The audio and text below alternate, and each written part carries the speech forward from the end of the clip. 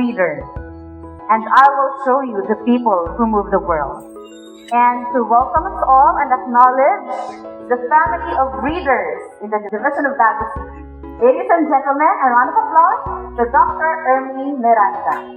To our school's division superintendent, Dr. Alan Yap, our guests from Grolier International Incorporated, our recipient and present this morning, we have from Leonor de la Rama Elementary School, we have Ma'am Lourdes G. Obas, our KID Teacher 3, and our ADAPT School Coordinator, Ma'am Regine B. Del Sol.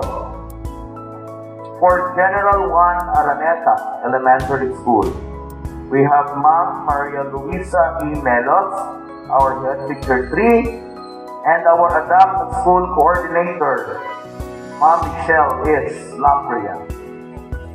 For Bago Elementary School, we have Sir Richard G. Saito, their principal, together with his ADAPT School Coordinators, Sir Ian Lascherry and Sir Quezon Archelos.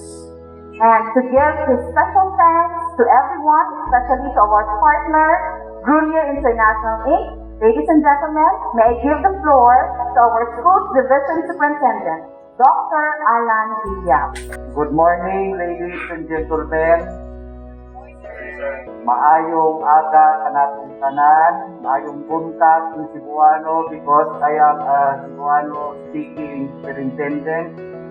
We at the Department of Education, Division of Bago, greatly appreciate your donation and your sacrifices, braving amidst this pandemic to deliver books to our division schools. Your support is invaluable to all of us, and once again, thank you from the bottom of our heart. Thank you, thank you, thank you, and once again, good morning to all of us. As the country continues to confront different issues brought about by the COVID-19 pandemic, the educational landscape of today has changed.